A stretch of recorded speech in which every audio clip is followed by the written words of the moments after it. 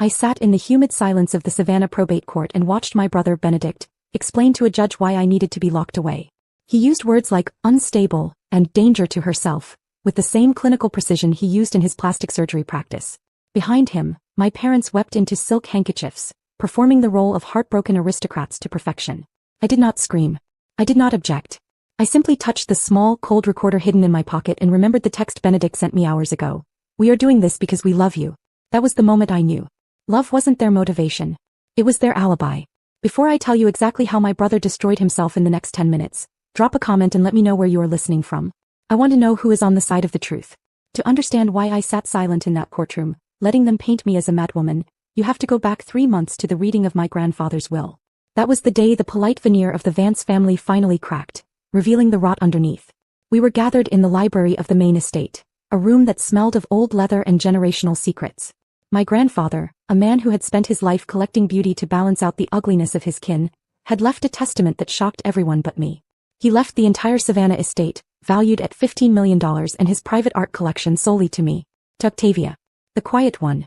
The one who lived in the carriage house and smelled like turpentine. Benedict did not inherit a dime. Neither did my parents. The explosion wasn't immediate. It was a slow, suffocating pressure. You see, Benedict was the golden child. In my parents' eyes, he was the sun around which our entire universe revolved.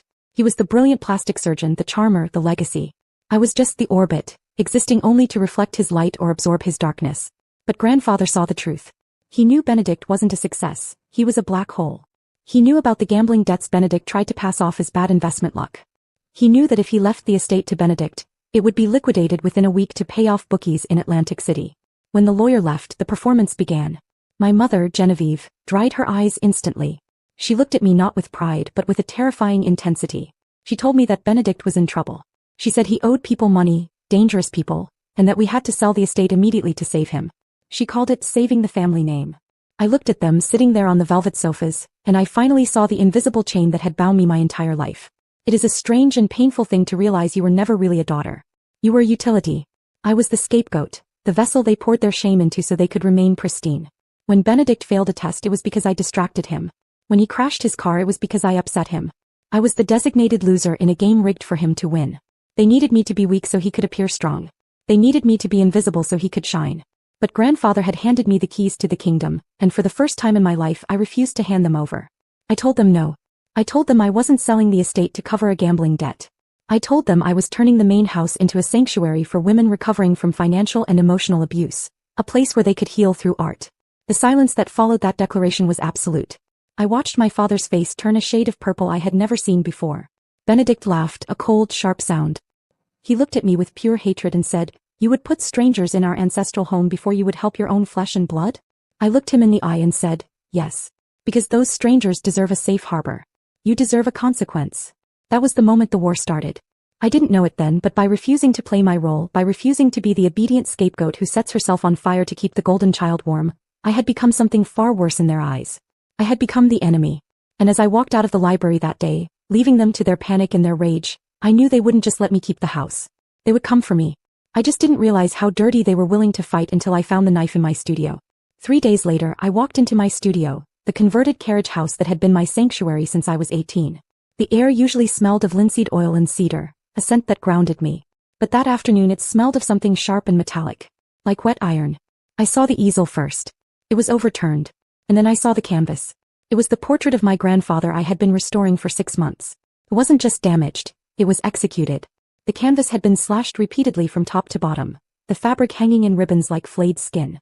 A jar of cadmium red paint had been thrown against it, splattering the floor and the walls, creating a gruesome, violent tableau that looked terrifyingly like a crime scene. I stood there, my keys digging into my palm, unable to breathe.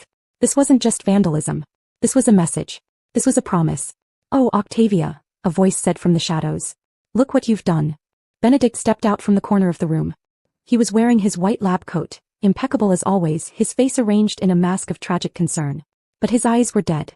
"I tried to tell Mom and Dad you were spiraling," he said, shaking his head. "But they didn't want to believe it." Violent outburst. Destruction of property. It's a textbook manic episode. "Get out," I whispered. "I can't do that," he said softly. "I called for help. For your own good." Sirens cut through the humid air outside. Blue lights flashed against the windows of the studio, illuminating the red paint like blood. Benedict walked to the door and opened it for the officers. In here, he told them, his voice thick with fake emotion. Please be gentle. She's not herself. She's off her medication. 2 officers entered, hands on their belts. They looked at the destroyed room. They looked at the red paint splattered on the walls. And then they looked at me standing there trembling, looking for all the world like a woman who had just snapped. Benedict was the respected surgeon, the pillar of the community. I was the reclusive artist in a carriage house. The narrative wrote itself. Ma'am, one officer said, stepping toward me. We need you to come with us. He did this. I wanted to scream. He cut the painting. He's lying. The scream built in my chest, hot and desperate. I wanted to tear at them, to force them to see the truth. But then a cold clarity washed over me. This was the trap. This was the sanity defense. I realized in that split second that if I screamed, I proved him right. If I fought, I was the violent, unstable sister he needed me to be. To a stranger, a woman screaming that her doctor brother is framing her sounds exactly like a paranoid delusion. Benedict was counting on my rage. He was banking on me losing control so he could take control. So I did the one thing he didn't expect. I went gray. I became a stone. I locked my jaw, swallowed the scream, and let my face go completely blank. I didn't argue. I didn't cry. I didn't point a shaking finger at my brother. When the officer reached for my arm, I turned around and offered my wrists. I saw Benedict's smile falter. He wanted a show. He wanted a scene he could describe in court later. I gave him nothing but silence.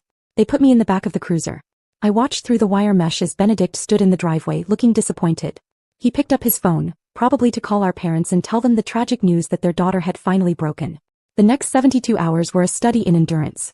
The psychiatric hold is designed to break you, to strip you of your agency. They took my shoelaces. They took my phone. They put me in a room with fluorescent lights that buzzed like angry hornets. Doctors came in to evaluate me, asking questions about voices I didn't hear and shadows I didn't see. I answered them calmly, succinctly.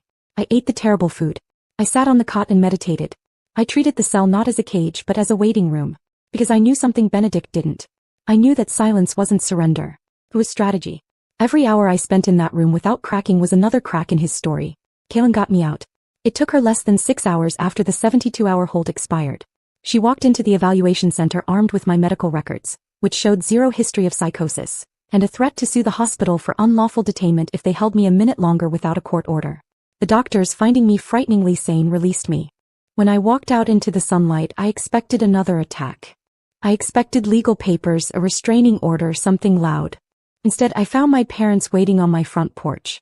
Genevieve was wearing a simple cotton dress, not her usual silk. Her face was scrubbed clean of makeup, leaving her looking older, softer, more vulnerable. Alistair stood behind her, his head bowed, holding a casserole dish. It was a scene so perfectly curated it felt like a hallucination.